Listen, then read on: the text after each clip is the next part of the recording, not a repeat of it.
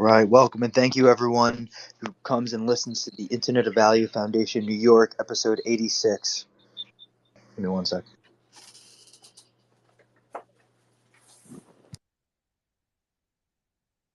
And for all of those who listen to this information in the future, I hope you find it as valuable as I know I do every single day. The information and that comes in here, the mindsets and the perspectives, this diversified space. I truly find it to be so influential and show not only today, but hopefully hundreds of years in the future, what it was like to have a sociological mind in the society that we are living in. But welcome, Vet and Dream and United Shellfish. If any of you guys want to come up and start speaking, anything you guys would like to speak about, does not have to be on topic. And I'm going to send some invites out, get some information to put up top, and wait till we get some more people in here.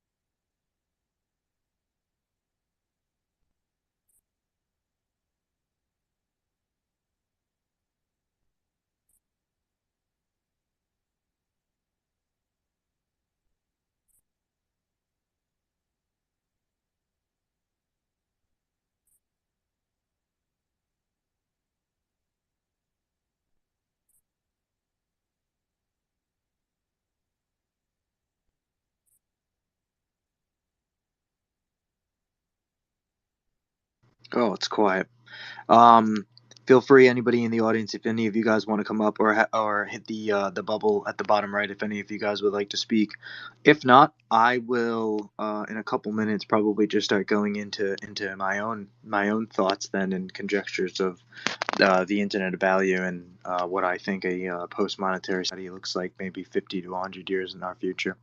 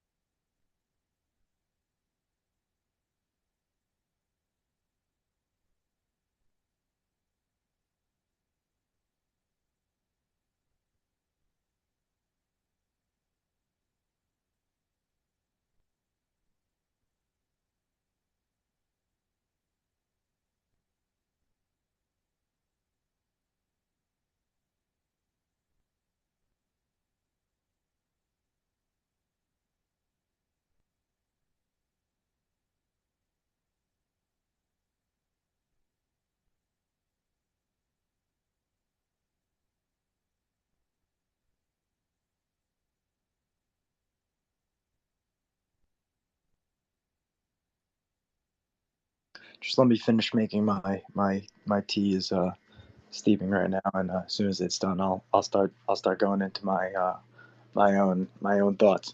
But still, thank you everyone for joining the space and for being here today. And like I said, if there's anything you would like to add, even before I speak, feel free to hit the bubble at the bottom right, or hit the request to speak, or actually, you should hit the microphone, and it'll probably bring everyone up because I sent invites.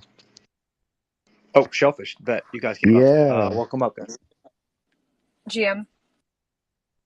GM. I see Shelly up here, Death Ranger. Welcome to the space, bet. The space that Shelly's lost in. That I'm lost in. Shelly lost in space. All day, every day.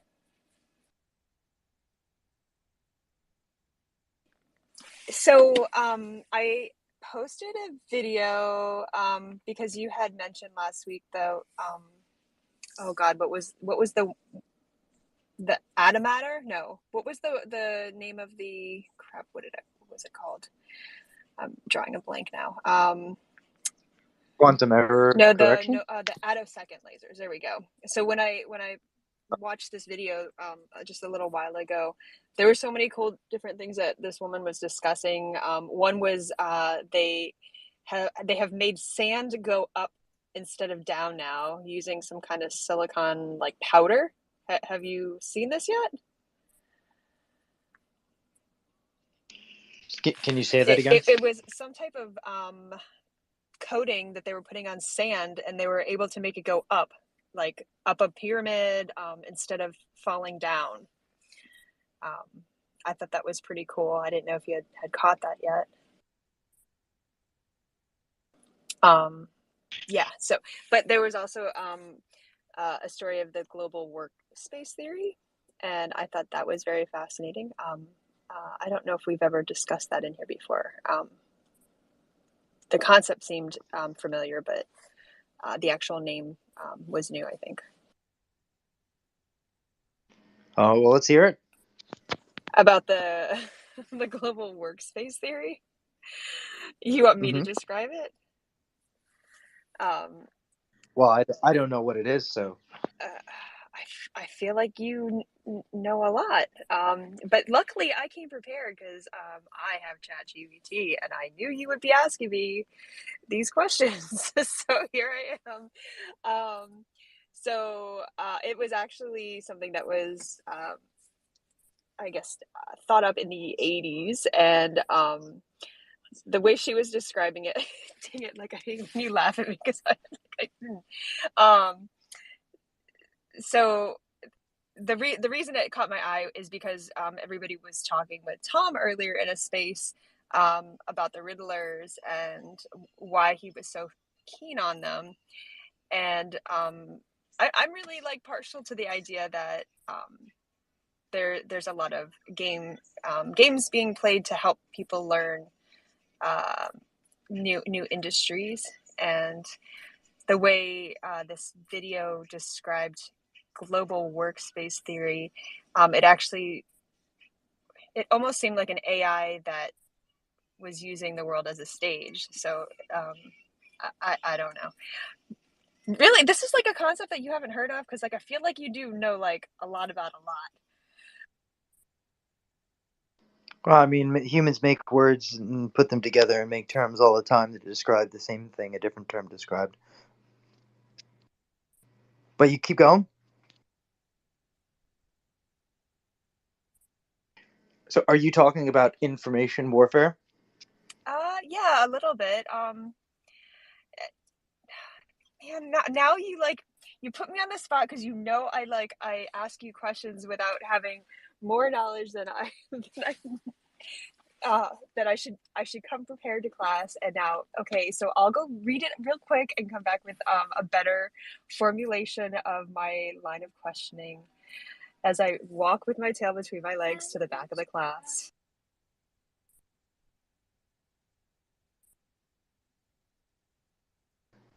Well, I mean, the notion of preconceived understanding of at least the subject matter of, like, even if it's a question, it's the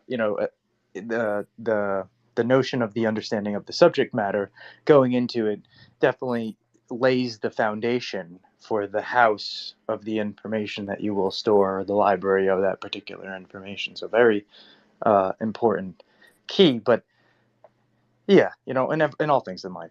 Um, but don't wag your tail. It's okay. There's no reason to go to the back of the room, right? It's front of the room for everybody who wants to be at the front of the room.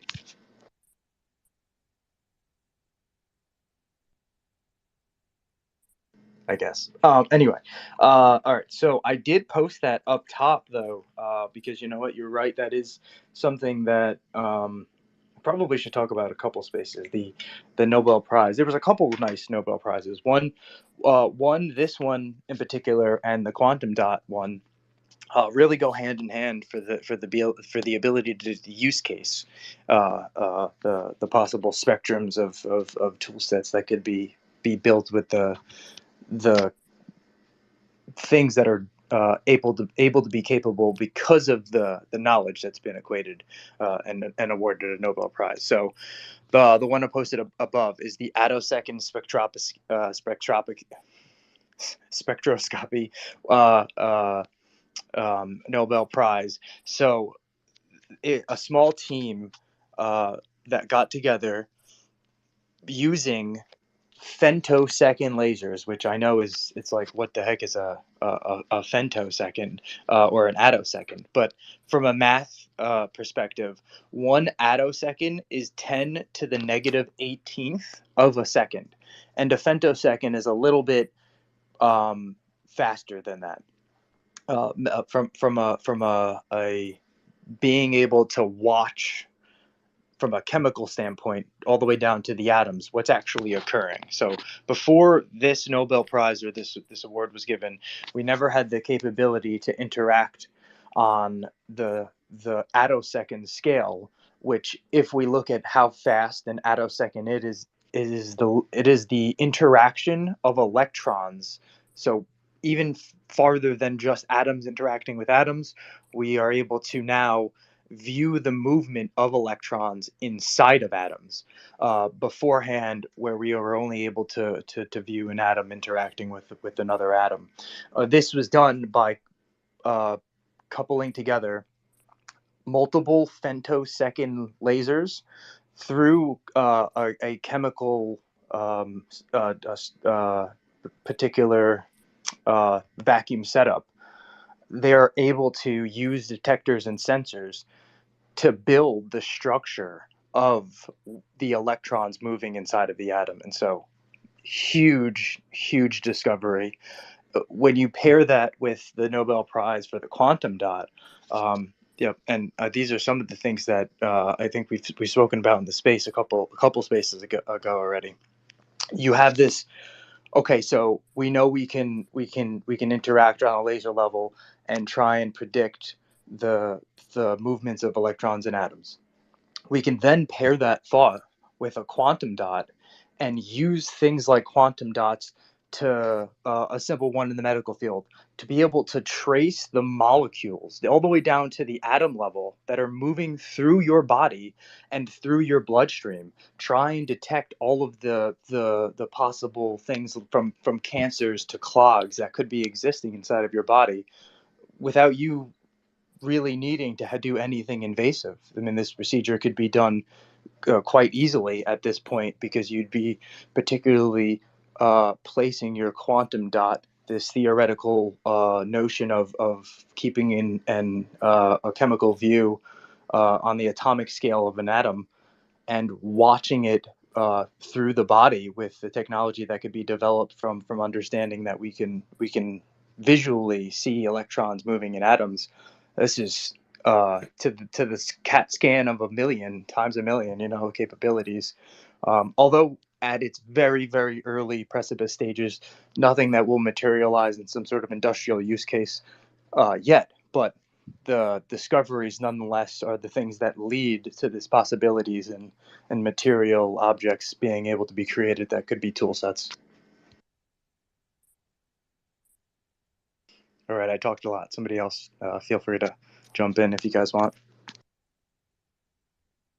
Shellfish. Mr. I. If I speak right now, I'm just gonna send out a little bit more garble. So I think it's better for me to just keep quiet right now and just listen. Thanks, Arrow. What did he put his thumb up? He put a heart. Ridiculous. But no, yeah, if you have a question or a thought on it, please feel free to speak on it. Well, you said we can, or we will be able to eventually. Like, what are your thoughts on how fast that this will materialize into stuff that we can utilize in science now? Is it like a year away, like 10 years away, 20 years away? Yeah, I think more so like 5 years away or so. Yeah.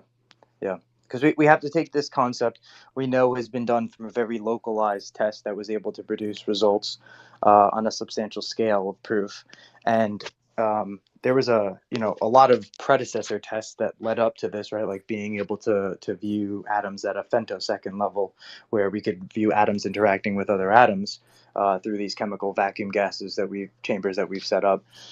But to take that to say, okay, and this is now leading into smart tooling sets, right? These we have this information, we have this theorem, we have this proof.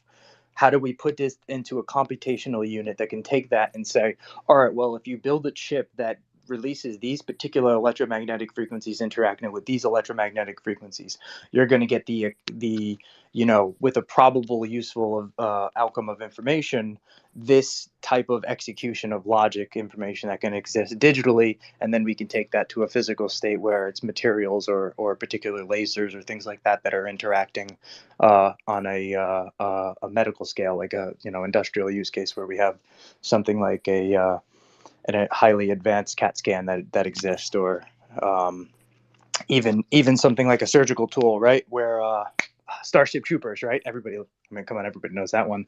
At least I hope so.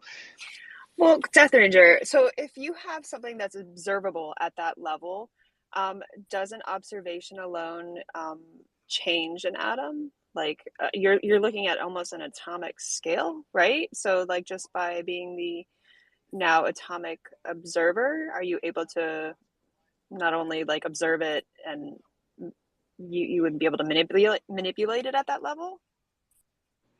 No, well, what would make you say that? What makes you think that? Because I like sci-fi.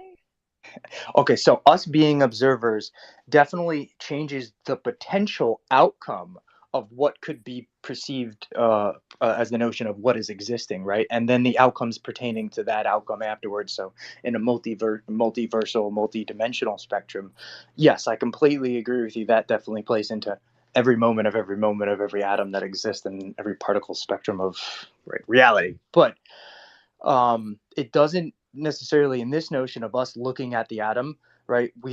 If we interact with this and per se a particular outcome is done, well, then we know if we do this, then that happens, right? And we can say that in our reality, at least at this moment, this equals that. And so that's how we as our species kind of creates theorems and proofs, right? We say at least we have this localized theorem that we can then establish as a proof, and we can agree that this is a proof. At least in reality today, this is the proof. Nothing says it has to be the reality, though, in the long-term future.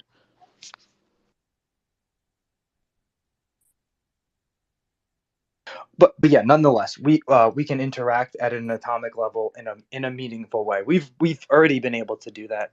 Going to like things like atomic deposition layering for microchips. I mean, we can.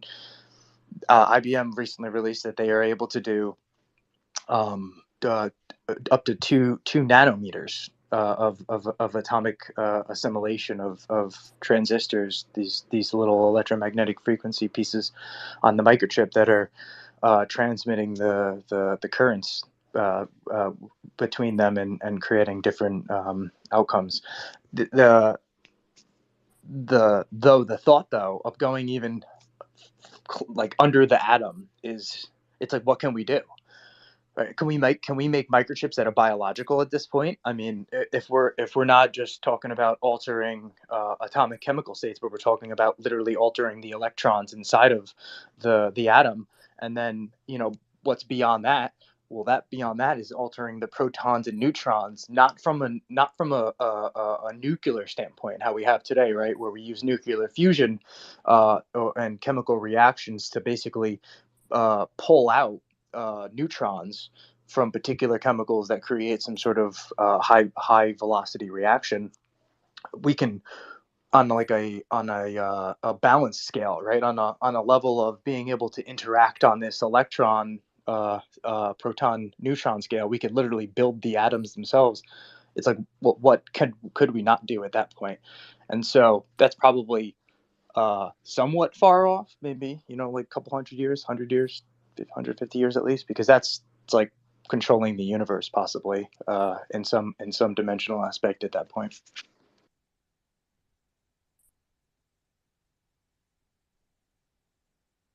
Definitely think possible.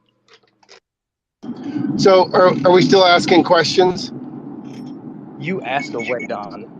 Okay. So, I've asked this question in telegrams, and I'm like shellfish.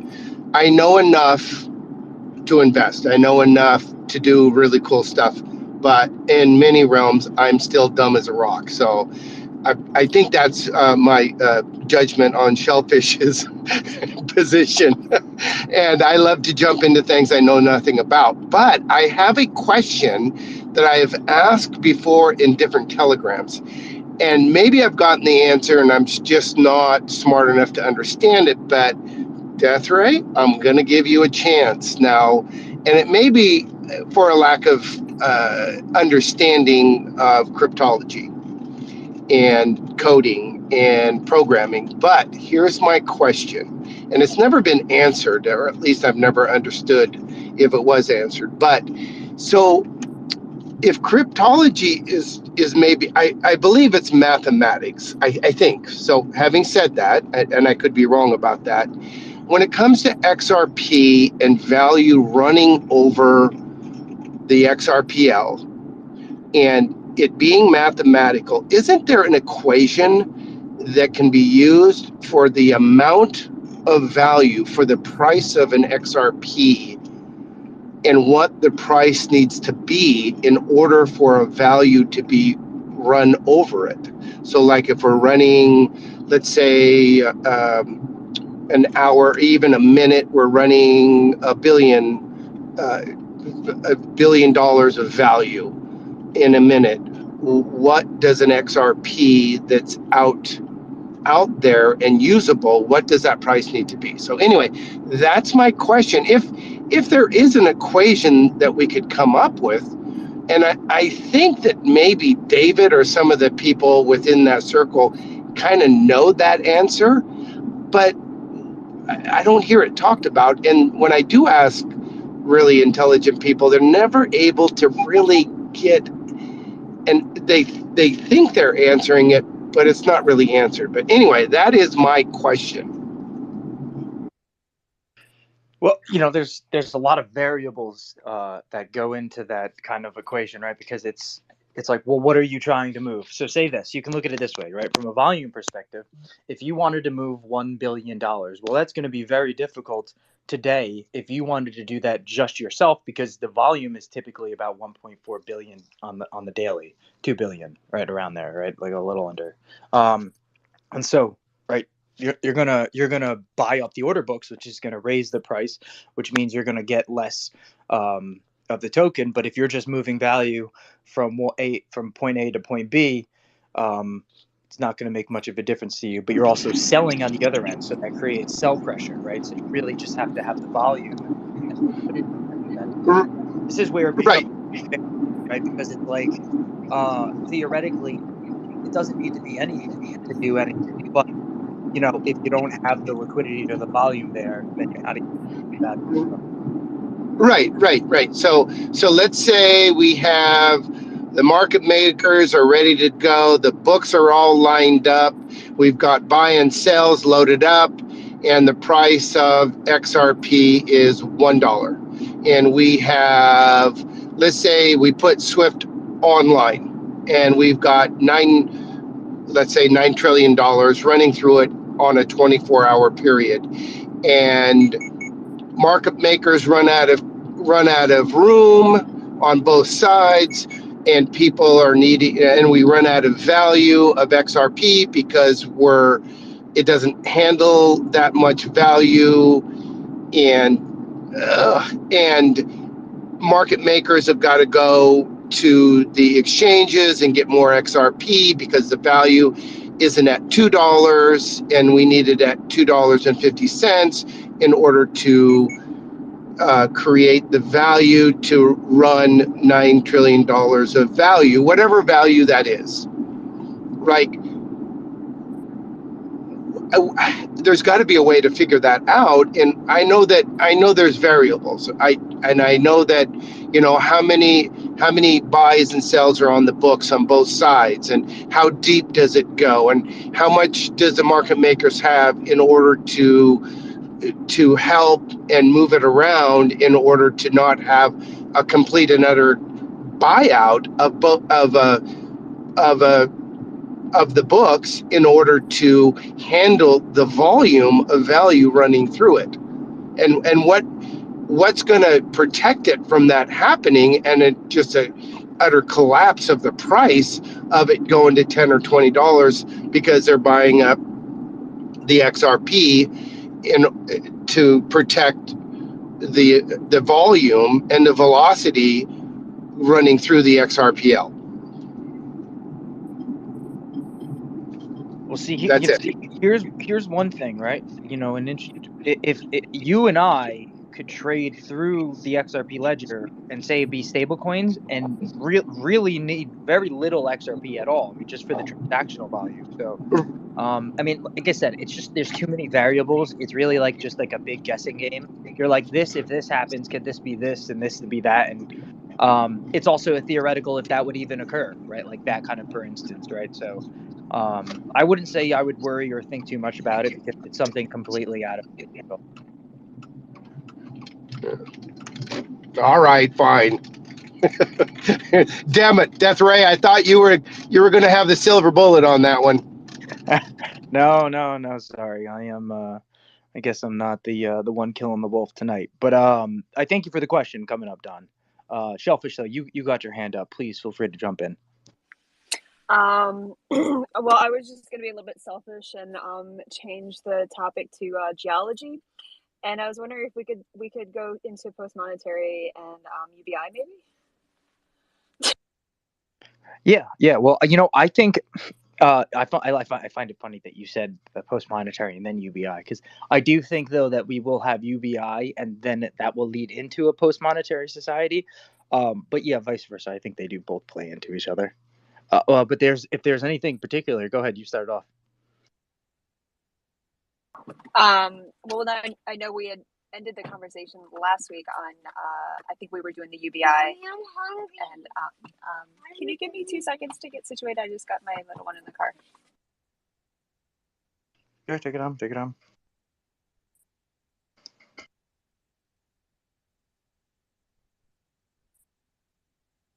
Yeah, and once again, anybody in the audience, feel free to hit the bubble at the bottom right if there's anything you'd like to add into the conversation, or hit the little microphone to come up and speak there at the bottom left.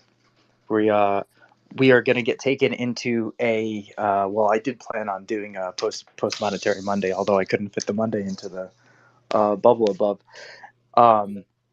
Okay, so my question, I kind of wanted to lead into it, is so if we keep having these little, I don't want to say little wars because it's definitely not a little thing, but how would that roll into people needing more UBIs to survive as we keep producing more and more money and shutting the governments down and yet finding money to go send it to causes that are outside the country? Like, how is this going to accelerate the need for UBI? How is this all going to roll into the global finance? I guess, is it going to be more of a destruction, or is it going to help acclimate it? Do you see that? I may have missed the first part of that question. I just was trying to figure out if we're going to go into the UBI quicker, as a global community, because of all the now we have stuff going on in Israel. We're still funding Ukraine. As more and more wars pop up, do you think that that's going to bring us closer and closer to a global UBI? No, opposite direction, actually. The very opposite direction. And so war is never good, right? War is never the answer is a very strong term. And there's a reason, right? We can't control everyone. We can't stop conflict, but we can change the incentive behind the sociological means of how we interact in society. And so, yeah, this is a very dangerous precipice where we still have a lot of civilization that may not agree on things for whatever terms they may be, and this does not help as a proponent, in my opinion, for the technological means of the adoption of where our species can go, and with that, like a very loving and empathetic, non-biased society that gets created because we have these tool sets that can sit in between us, that can help us understand things that we may have not, sociological means. Just there's so many different advantages that I think that we can create ourselves with knowing we want to see this in our mindset utopian society, as much as everybody looks at a utopia very differently. But you have all of these different mindsets that can kind of come together, and if we can create the right types of tool sets, that's a proponent of that change and the incentive behind how we interact as society. UBI is something where I think robotics and automation is by far the largest reasoning on why UBI will be a proponent in our society for a short period of time, and it really being because it's going to replace the majority of the jobs physically that exist. So a big question will be, well, if you're not working, right, where do you get income from? If we still have a monetary means of society and this kind of incentive of the way that we interact with each other, well, you need to have at least enough to be able to buy food and shelter, and you should electrical and a house and all of the necessities and the minimum necessities that we should all think that should be equal for every one of our species everywhere in the world. I think, and when I say UBI, I don't think of it as a country thing. I think of it as a global initiative. This is something that has to happen for our whole species, or it really won't work. Uh, in this sense, how are we going to have America living off of UBI and the rest of the world working? It makes absolutely no sense. And what would we be doing? Just feeding off of the rest of the world working? I mean, in some sense, the way that the monetary system has been set up and is always set up for the last couple thousand years is you have this reserve currency, and through the new world orders that are born from the world's reserve currency abusing its power and position, you get all these oppositions and difference in between that, and that creates a polarity, which has unfortunately created a flywheel effect in this case.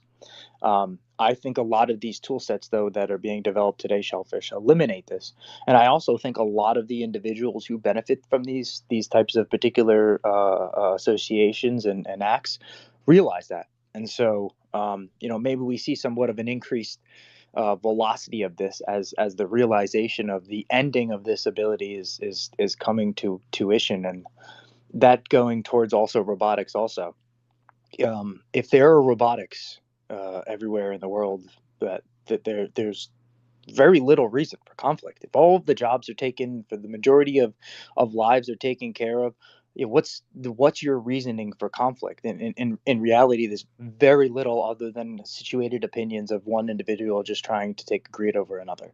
Um, so I try and stay away from what's occurring because I don't necessarily agree with any of it, and it's very hard to know personally. But yeah, my thoughts. What do you guys think? And Sierra, welcome up, and Sierra. Oh, now I'm surrounded by women. This is awesome. Hey, Beth, thanks for hosting. Great question, Shellfish. I would tend to agree with Beth in that conflict of any sort on a grand scale is going to bring us farther away from UBI.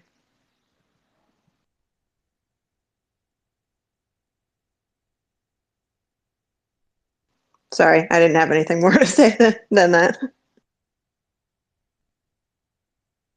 No, it's okay. And you know what? It's basic because it really is.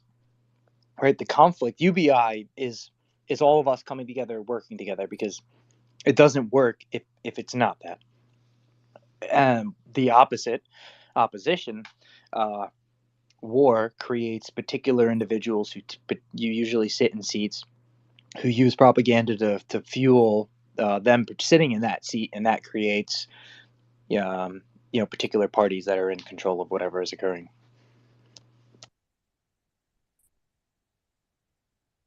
And a UBI threatens that somewhat, right? Because that power typically only forms from being able to hold down a monetary regime base.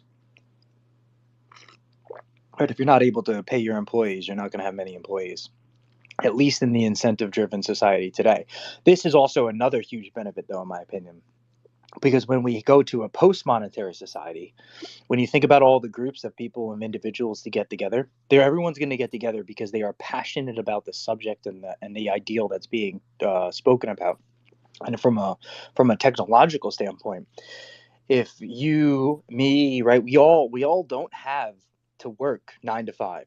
We don't have to sit there all day and to do this particular task. We can go to the science convention. We can go and right meet with the peers that we want to meet with and sit down and discuss these ideals, not once in a while or 3 times a year, but every day. And I think the advancements that come from that is tremendous by itself, adding into all the technology that'll be available also at that time.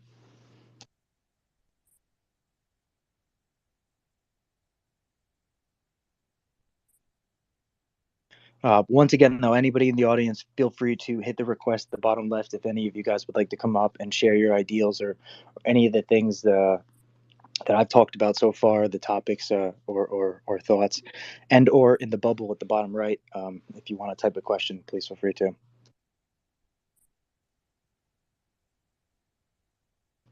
Welcome up, Textile.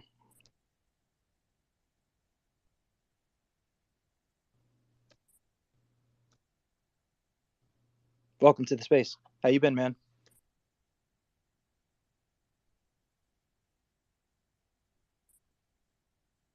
Oh, and Sasha, welcome up.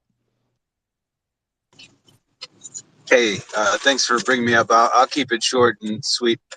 You touched on it quite exquisitely, and rooms like this, conversations like this, are an example of that future. I work for myself as far as being able to provide, safe living, food, shelter for my family, education. So it affords me a little bit of freedom and a little bit of flexibility with what I do with the rest of my time. And what I found is that conversations like this one and being engaged with people who are pursuant of progress and growth, not only from an external sense, but from an internal sense, has a very large exchange factor, similar to how people work 9 to 5 jobs for that same energetic exchange of money so that they can purchase things to keep themselves afloat and surviving. These types of scenarios and these types of situations that we find ourselves in when we have a little bit of free time, they provide a similar exchange, and it's just on a higher frequency, I believe. That's personal opinion of forward momentum, rather than just being able to make it through the day. So a lot of what you're talking about is very forward-minded, but in my estimation, it's quite inevitable because of the momentum of folks being able to tap into this extra time that they're allotted, which I'm sure works into attoseconds somehow. But we'll save that conversation for another time. I really appreciate these talks, man. Thanks so much. No, I really appreciate you coming up too, man. So thank you very much, Sasha. And I liked that. That made me laugh at the end.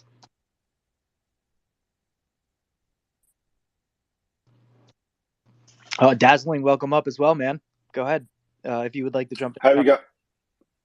Yeah, for sure. I hope everyone's well today. I'm so mad. I couldn't come up.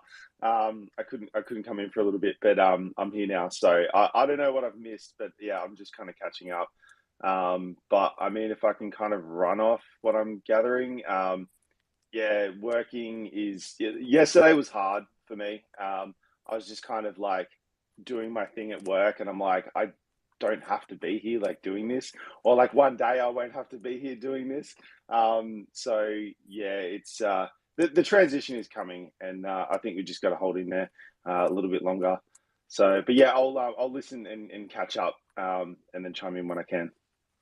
Well, thank you for coming, Dazzling. We touched a little earlier on the Nobel Prize that was given out again for the attosecond spectropscopy. Oh my God, spectroscopy, and I have to sound it out first before every time I say it. I don't know why. we also touched on the Nobel Prize for the quantum dot, and then we talked a little bit going into this post monetary society and talked artificial intelligence tools, as much as I don't like to use that term. And then maybe it's a good segment into the AI I have up top, and I think everybody should know this because it's different a little bit for myself. I don't think of anything as artificial intelligence. I think it's a horrific term to kind of encompass all of these different tool sets that we have developed, whether it be a video editing tool or or a smart tooling set audio that pairs with the video editing tool, or a large language model, machine learning. You have neuromorphic chip designs, which are neural nets, which are much more comparable to the neurons get firing off in your brain than it is to your like typical traditional computer.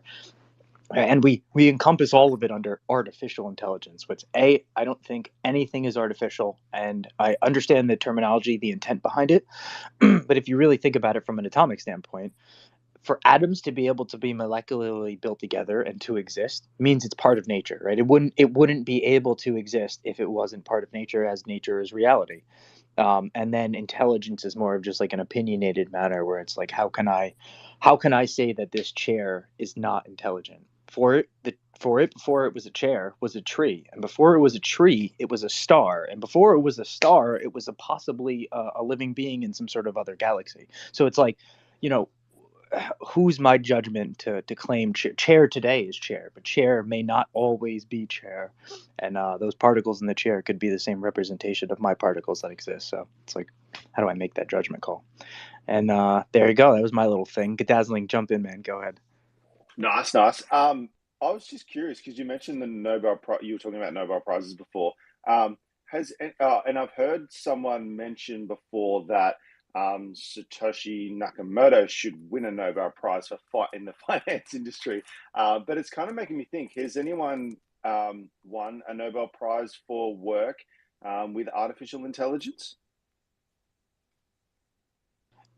We were thinking this year. Actually, me personally was expecting a couple Nobel Prizes in like exoplanet discoveries, like far off, distant galaxies. I mean, we had the new James Webb Telescope found what we theoretically think to be a dark energy star that's made us think the universe is double its age than we thought it was previously. At least just the way that we see the refraction of light.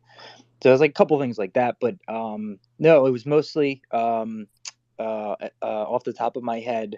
You had the one for the mRNA, which was the protein synthesis that was able to trick the body to adopt that type of protein synthesis and then reproduce it. You had the spectroscopy Nobel Prize and the quantum dot Nobel Prize. Oh man, let me look up. There may have been a couple more, but I'll look them up and see. But I don't think there was any sort of artificial intelligence setups or anything like that, large language models or anything. Yeah. I believe that you're correct. I'll back you up on that. I would not yet. I don't think we've seen anything yet, though I'm anxiously awaiting the day. You know what I think, and it's like also quantum computing, right? That by itself, you would think somebody could win the Nobel Prize for figuring out how to read the qubits to turn them into bits and process that into an application. I could see that being something maybe in the next year or two that we see as a Nobel Prize.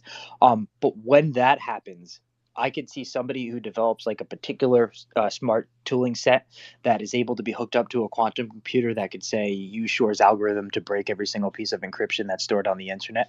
Maybe they get a Nobel Prize for that because they're like, well, we've been able to digest every single bit of information that exists on the internet of data and turn this into like a data sourcing set where now we can build any material we want because we can put all the molecules that we know of possibly that exist together and rearrange them in trillions of different formations or quadrillions of different formations and like all of these different kinds of things that the information will provide.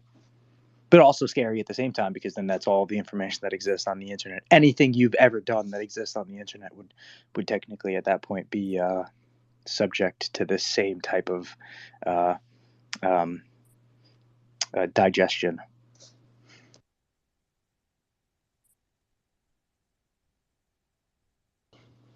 It's a very a very interesting thought, though. Touchy subject too, because plus and minus to everything. Textile though, man, you came up and you haven't gotten to speak yet. If you would like to jump in. Yeah, I was just sorry I had to take a phone call right when I came up. But I wanted to mention, I don't know if you guys had a chance, but there was a good podcast. Sam Altman was on the Rogan show, and I liked his take on the whole Neuralink discussion and his idea of what he thinks it will look like, and he doesn't think that Neuralink will be like the first go-to. There will be a neuro interface of some kind where you're not dialed right in, and his take was just really good. So if you haven't had a chance to listen to that, it's really, really good. I listened to it this morning working out, and I thought, I mean, for the AI junkies in here, I mean, you guys should definitely listen to it because it's everything that you guys would want to hear from Sam Altman. And you know how Rogan can really drill into people and then figure out how they tick, and then how he unpacks, and he does a really good job. So I figured I'd share. Yeah, and I completely agree with it. Whenever we think of like the invasive kind of procedure for something like a Neuralink or a BCI or a brain chip or a brain link, and you're right, textile. Technically, Neuralink is quite behind on the race as far as laces go for the interfaces to the brain neurons and synaptics.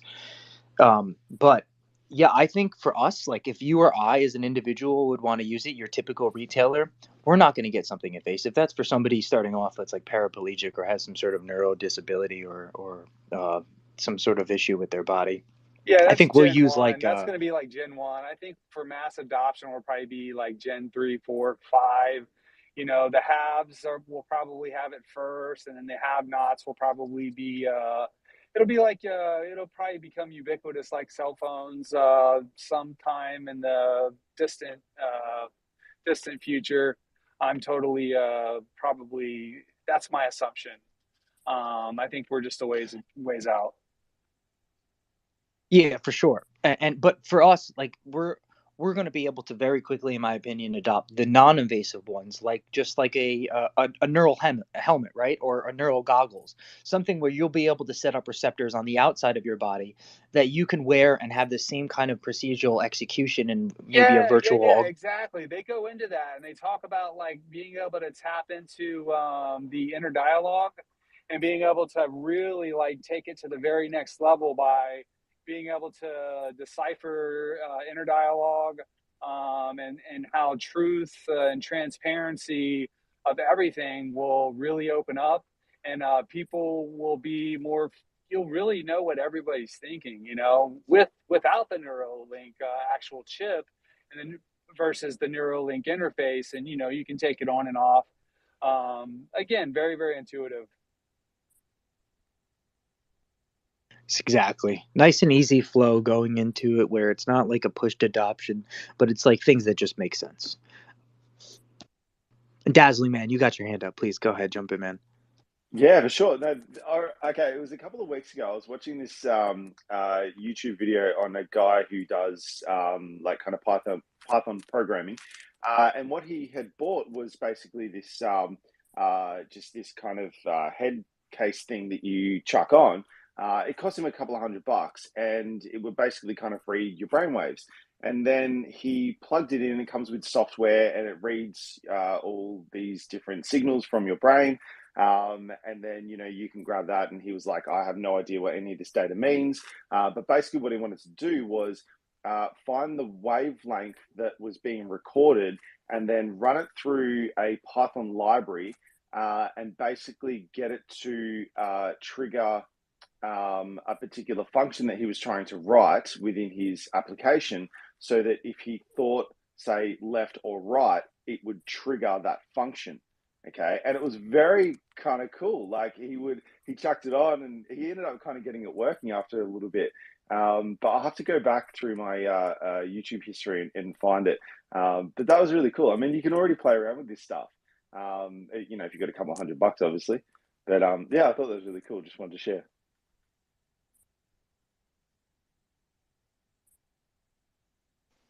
There's also a lot that can be derived from like the new Apple Vision Pro just through biometric tracking in conjunction with different sensor data from wearables like your heart rate, etc., with your browsing history and micro expressions, microfacial expressions to ascertain how you might be feeling. So there are a lot of non-invasive ways to extract information from our brains.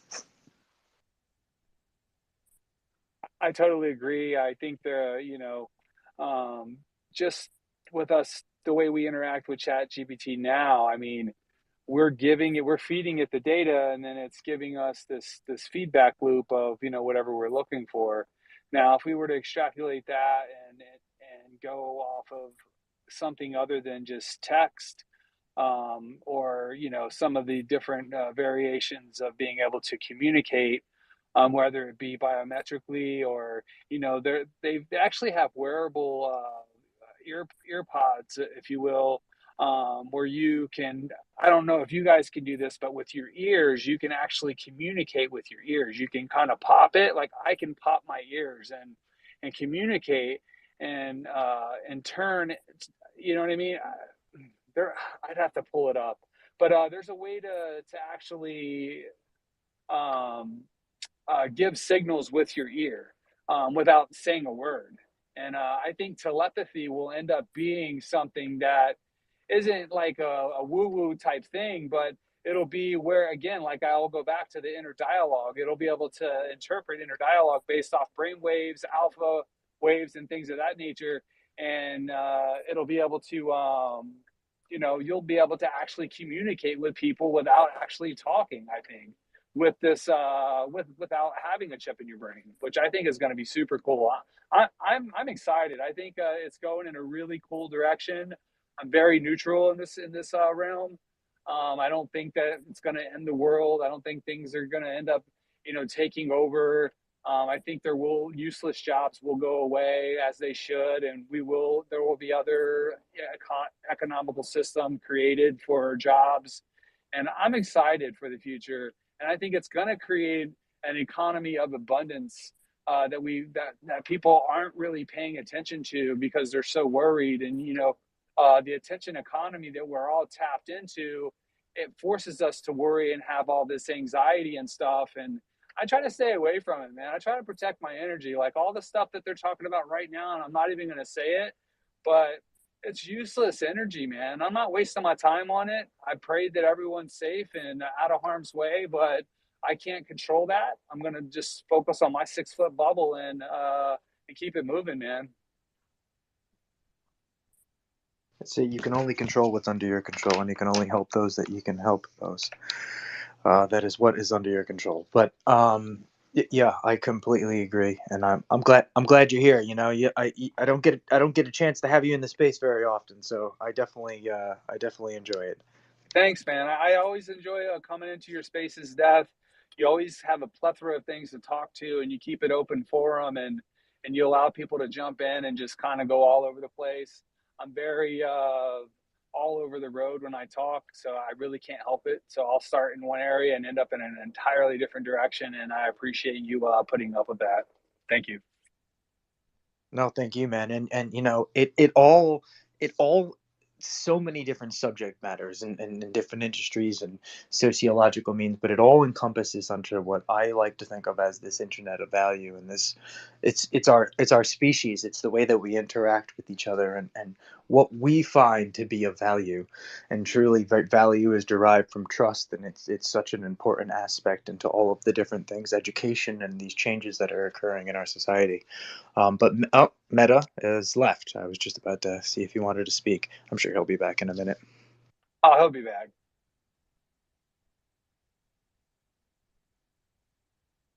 Now, I do feel that we're all entangled. I know in a lot of these spaces, we all have familiar faces. We all see each other in spaces, and we all have this entanglement with one another. And you know, I can go a few weeks without being in spaces, without actually interacting, and then still feel like I'm interacting without ever even saying anything and just listening in and feeling like I'm on the same vibe and stuff. That's the cool thing about spaces and this great technology we all get to tap into. So I'm always thankful when I can come up and contribute. I am trying to give back because I feel like I'm, you know, as a listener, I feel like I'm taking more than I'm giving.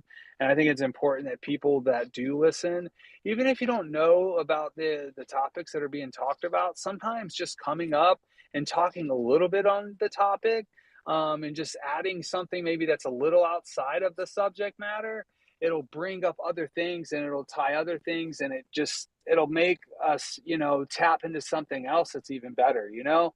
So don't be afraid to come up, and I know there's all kinds of, I mean, I find it's sometimes it's hard for me to get up here and talk with Death because Death is so damn intelligent. I just don't feel like I can hang with him, you know. Um, but I've worked up the courage to come up and say hello when I get an opportunity to. I do tend to stay really, really busy, but when I get an opportunity, I do like to come up and tap in wherever I can. Well, thank you for the kind words, Textile. I do know one thing for sure. The more I know, the less I know. But I do really appreciate the kind words. And anybody in the audience, feel free. Just like Textile said, if you want to hit the request, come up and speak. Even if you change the subject matter slightly or go on the outer rims of what we're thinking about here. Sasha says it the best, actually. You know, he says this kind of synchronization that occurs when all of these different individuals get together and have thoughts around the same type of means. It's truly something interesting to be part of and to witness.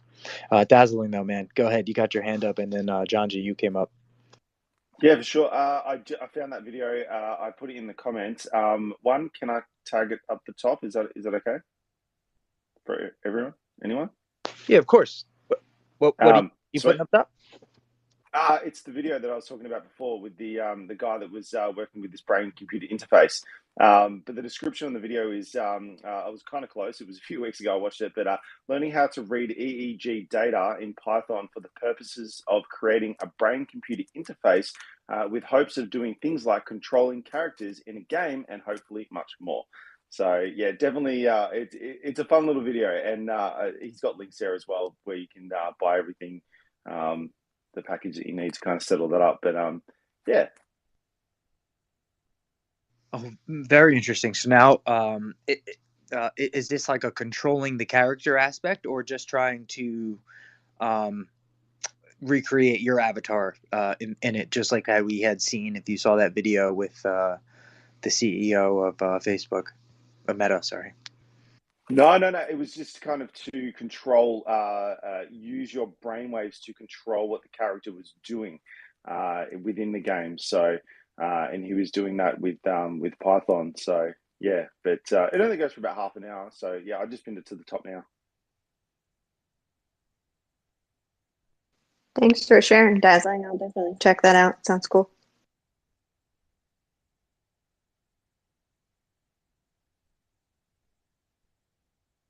Yeah, that is pretty interesting and cool. I like that he put the language that he's using as Vet in here. No, Vet's not in here anymore because Vet uses Python. So you know it's super interesting. Timing, so interesting. Speaking of timing, there, Vet, we were just video Dazzling posted above of a particular brainwave reading metric algorithm that was written in Python. Sorry, what was written in Python? It he posted above top, but it is a brain computer interface written in Python and OpenBCI to read EEG data. That is interesting. Yeah, and I have definitely been seeing. I do know predominantly, right, the majority of large language models and things that have been written today use C and JavaScript. and definitely Python has been incorporated in some parts, but not hugely. But I've definitely been seeing it become way more popular for quick execution logics over the course of the last year or two, and even Go, which is very similar to Python, right, Bet? Go, I don't know. Actually, Go is, I think. Oh, good question. What is Go from? I don't know. Yeah, I'm pretty sure it's very similar to Python. Like Viper is a more executable logic for Python, right? And then Go is more of like easy flow, but you can't execute the same amount of things as you would be able to with the Python code. I have to look at that again. I have a chart somewhere. Yeah, me too.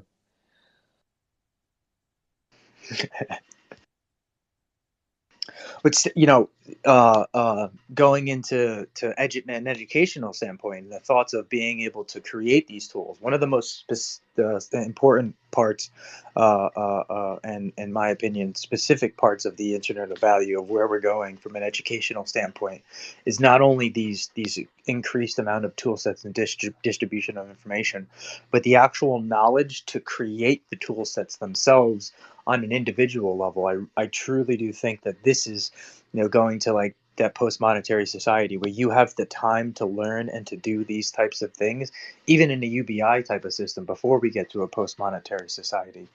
These are like the openings that allow for these great changes that may have not occurred if an individual who created this change didn't have the time to sit there and do the work and to learn the skills and to type this language and to create this type of algorithm.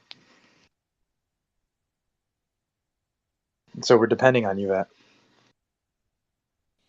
Yeah, I need to fight off right now, Sarah, because she's insulting me in a comment, but it was apparently not a insult, it was a sorry in Turkish. So I need to cover up my traces.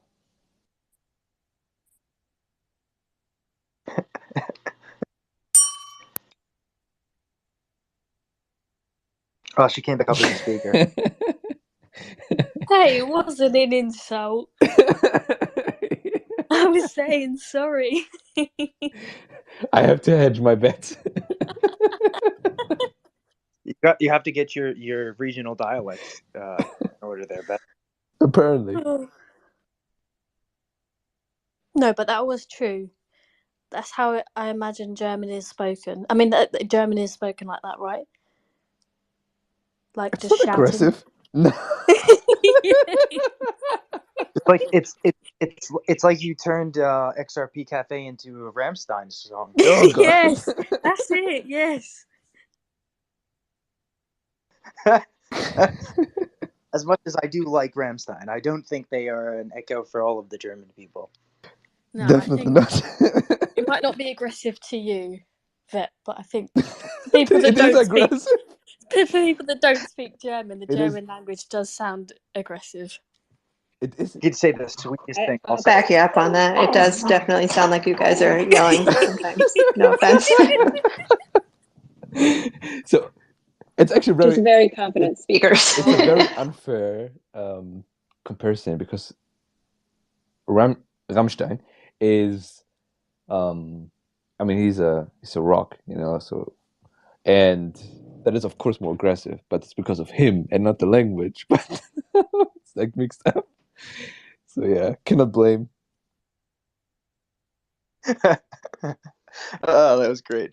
I'm sorry. Where my train of thought is lost. Sorry. Dazzling, did you have your hand up before?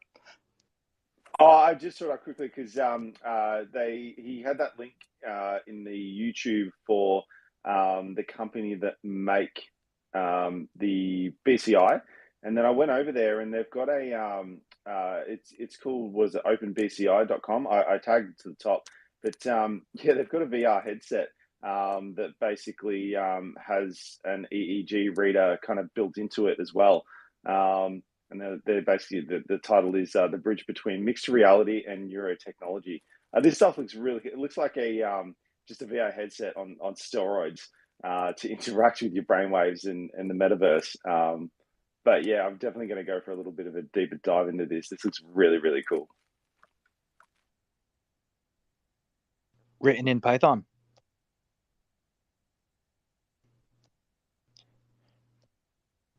And this is an interesting thing to think about, and it goes somewhat hand in hand with Stephen Wolfram's kind of thought and notion of low-level language models, low-level language programming languages to kind of be extinct in the near-term future, because you'll have tooling sets that'll be able to kind of provide you these bases, and then somebody like Vet, who's very knowledgeable in a Python, could come in and say, all right, I have this great base of an application, and here, let's build on top of it.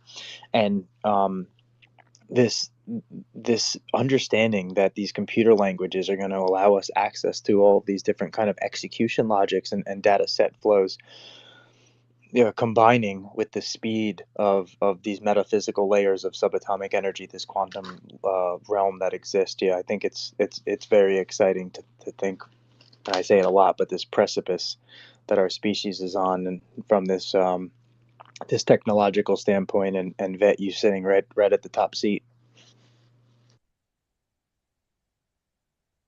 Yeah, to be honest, I I don't know much Python. I don't know much in general, but I know enough to go along. So I'm learning every day. But thank you, Death Ranger. You guys are my raving fans, and I'm your raving fan. Yes, I hope I get the plaque. But you are, though, and you're a great example of it, right? Like, just like you said, like I'm growing with it. These tool sets, in my opinion, if distributed enough, give you the fashion where you'll be able to grow at magnitudes of speed, incomparably to you having to learn it yourself over and over and figure out what's wrong. And it's like the calculator, right? We used to have to sit there, and if I wanted to get to a billion, I had to add to a billion, right? And so I had to sit down and write all the numbers down and make sure that we were writing the proof that added to the equation. The theorem that added to the proof. It's like you get this tool set that says, I'll help you. You create the theorem. I'll help you get to the proof X magnitudes faster. And so the propulsion of this energy being created, this technology being adopted and generated, it really it flows as part of the flywheel effect.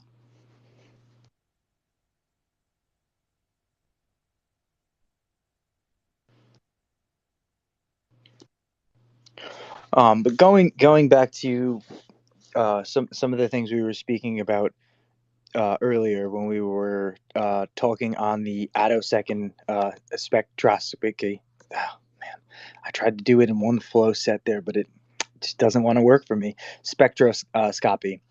I don't know why. As soon as I sound it out first, and then I say it, it just comes out fine.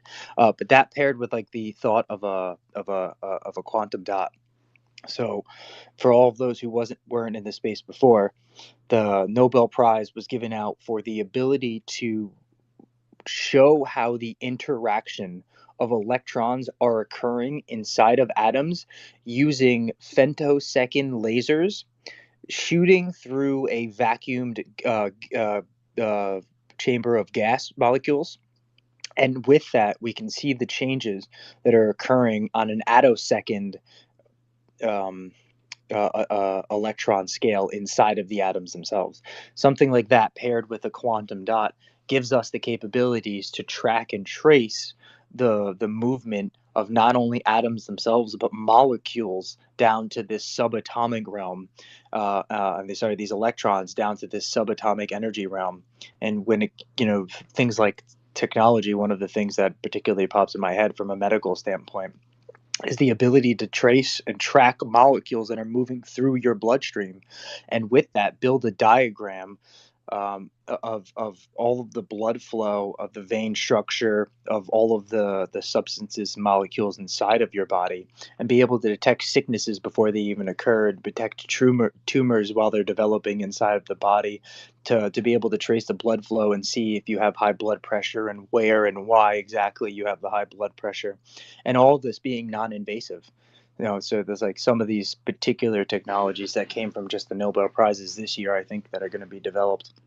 And then hopefully in the next 5 to 7 years be able to materialize to physical tool sets where we'll be able to have some sort of executionable logic that pertains to some sort of actionable state inside of our third dimensional reality, I think is a very, very high probable chance and pathway that we're leading to with just these simplistic things that were just not simplistic, I should say, but simple concepts that were just really, really notionally proved to be able to be conceptual for our species to touch.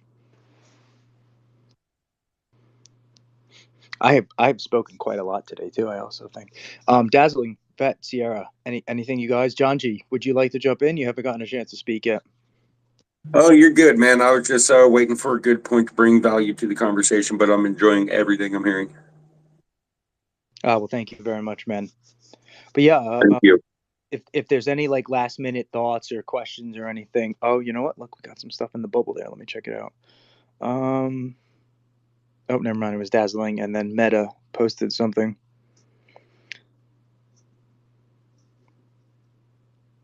I was kind of thinking about like you were talking about the blood and being able to track all that and find diseases and stuff, and it was just kind of thinking in my brain about like other people. It's kind of off subject, not really off subject, but not quite on that exact path.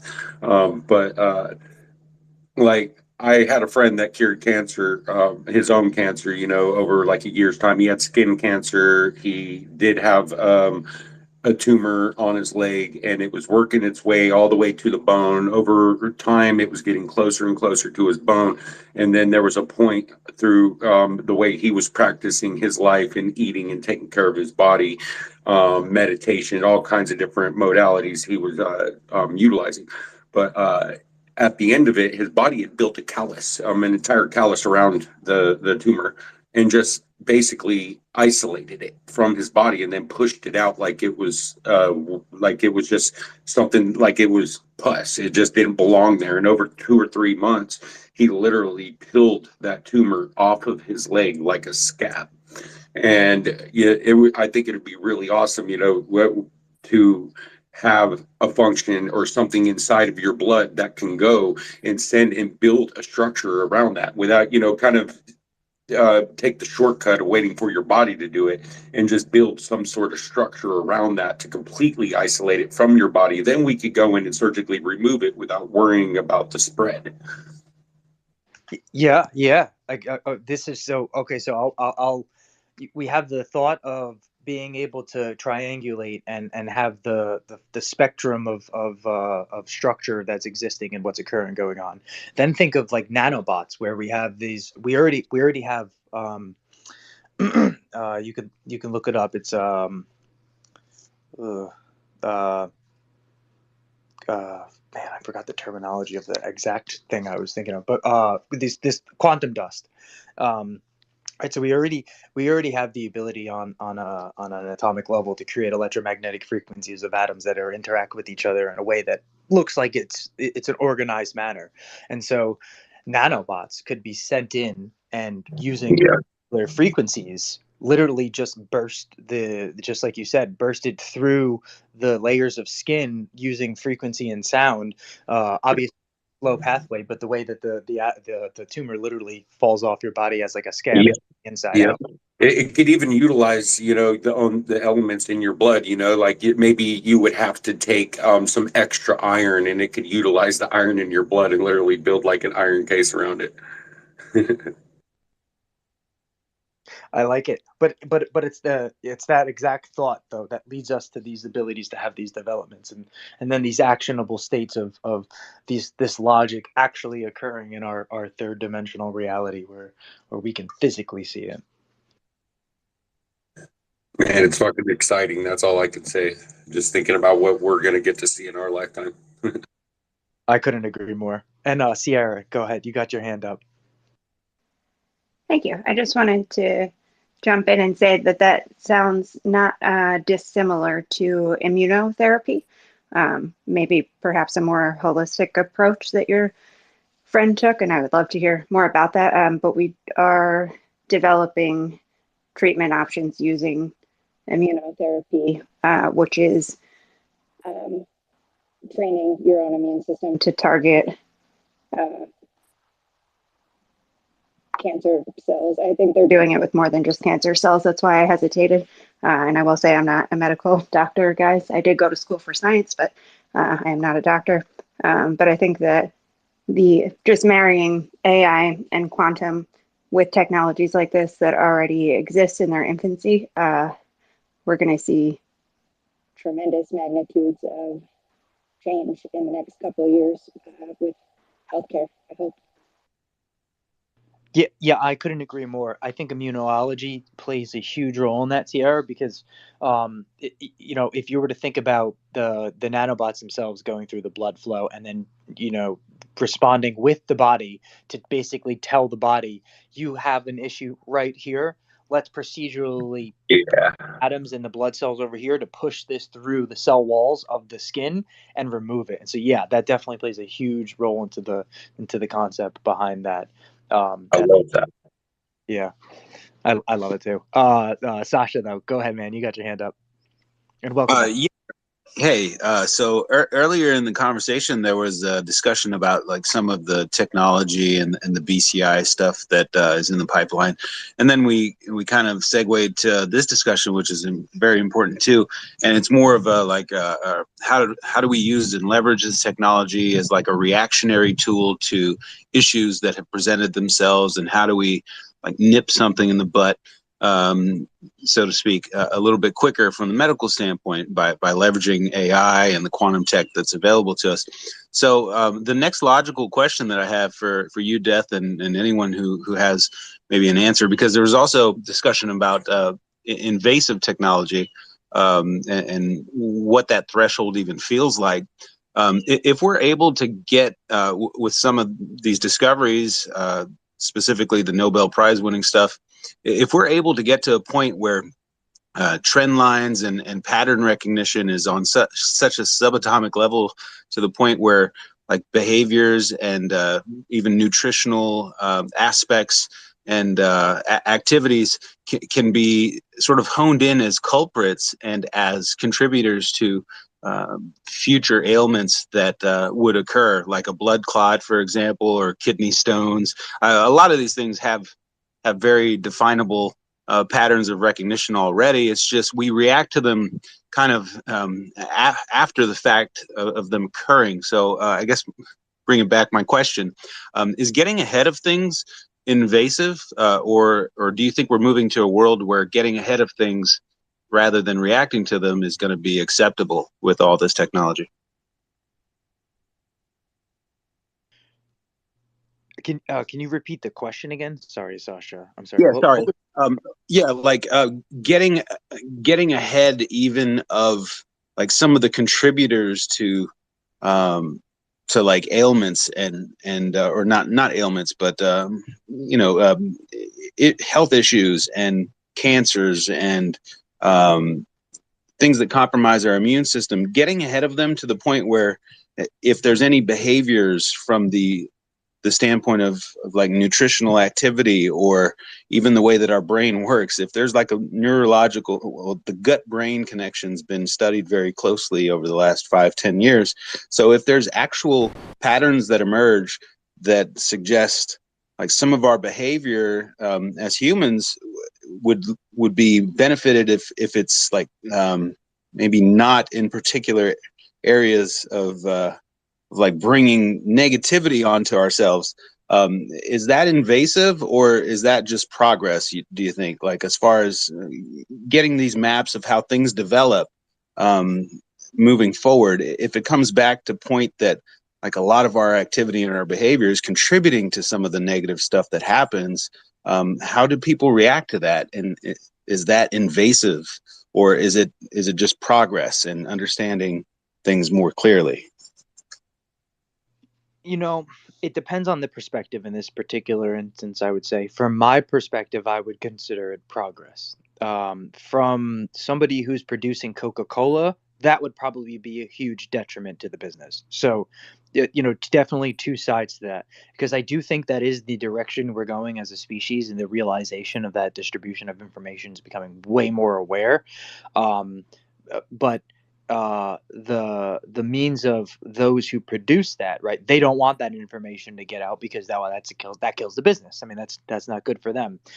To go into like the thought of a post-monetary society or a UBI society, I think a lot of that incentive of trying to force that information to be hidden is eliminated for that fact and matter that the majority of jobs don't exist to begin with, and so um, you know the society is more of a means of needing cooperation rather than this kind of incentive where Coca-Cola and all these different things create these inhabitants inside of our body that may create a reaction that differs from the reaction we want to have in society: cooperation, love, and empathy.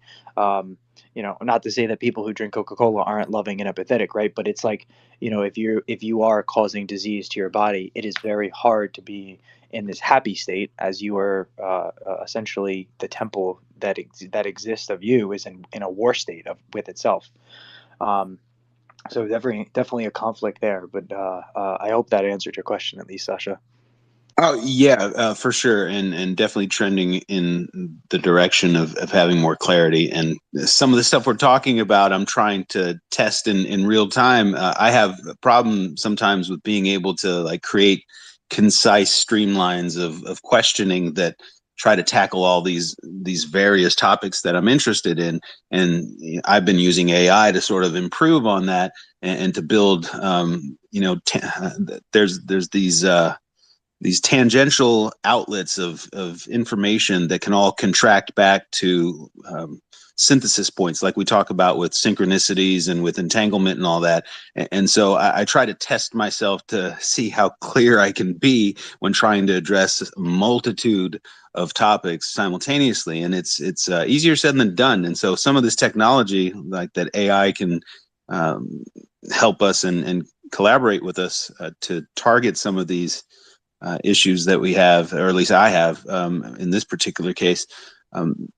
It's fun to test the limits of that in real time. So yeah, I appreciate you answering the question, even though it was somewhat convoluted, but there was a streamline there that I was trying to access, and as always, we got a little bit in that direction going. So I appreciate it.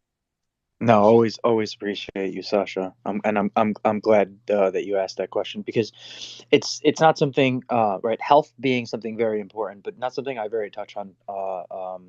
More so the industries that exist in a means of uh, nutrition or really in most cases this is kind of luxury, right? Like soda's a luxury. A lot of the things that we kind of digest and have in life and eat is more luxury than necessity. So I think we get back to that thought of necessity over luxury, and then we can produce a much more ethical system, but not only that, but empathetical, loving, and then hopefully way more efficient.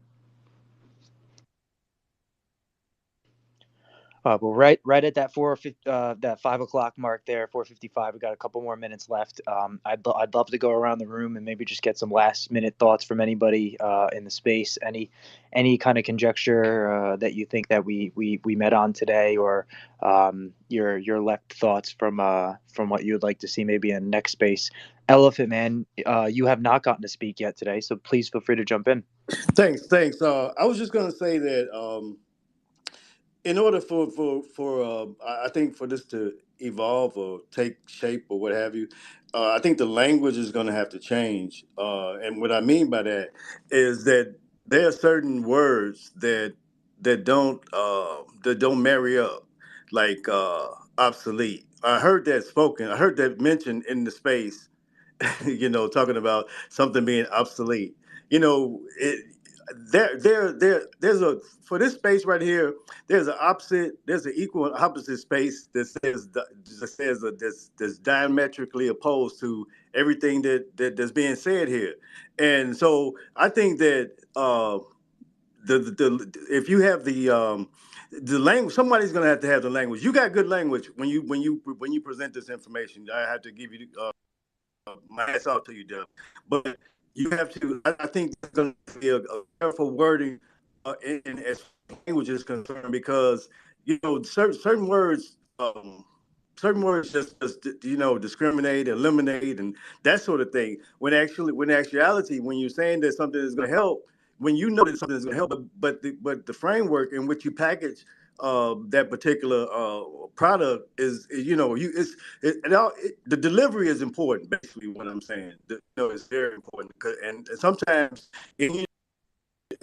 people say things, but not knowingly they say things that's they can kind of make people feel kind of standoffish or whatever. And I was and just to say this also, the space that I was in, they were talking about this very same thing. I didn't get a chance to speak or anything, but then they said that you know and they were they were kind of like rallying behind the blue collar workers, and they were saying like, well, one guy said that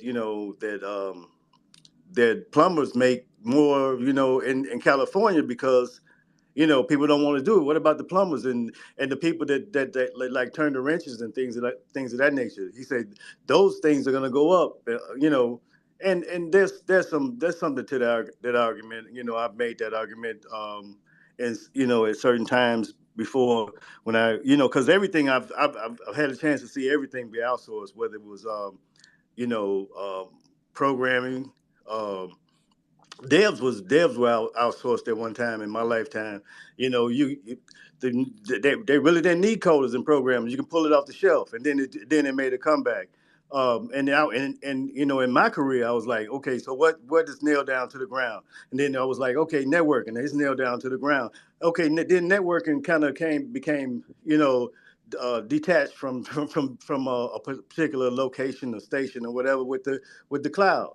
So that's all I'm saying. Basically, I would think that there needs to be somebody that can, present the language in such a way that it's not discriminating and, that sort of thing. I just want to say that. No, I love it, Elephant. I really thank you for coming up, man. And I like to say I think I'm at the beginning of this journey, and one of the keystones of the journey I'm on this path is exactly what you said.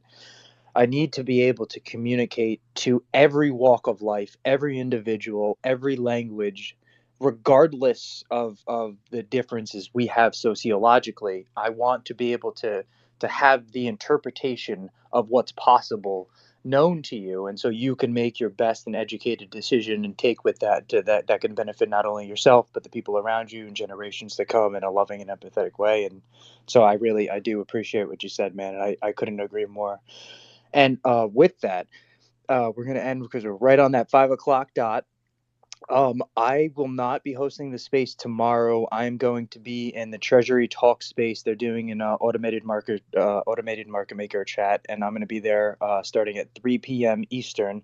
But we will be back 3:30 Thursday this week, and I look forward to everyone being in that space again. I think I'll try and keep it somewhat on this same realm of topics. And ending off where you were there, Elephant. I think maybe we could talk about education a little bit. Something I haven't done in this space. Again, we could talk a little about education and game theory and the incentive behind the way that we do communicate and the sociological means of how it intends. The intent is interpreted from each one of us, I should say. But I love you all, and I hope everybody has a great rest of the night. Thank you. Thanks for having me. Thanks, Death. Thanks, everyone that contributed to the conversation. Appreciate you all.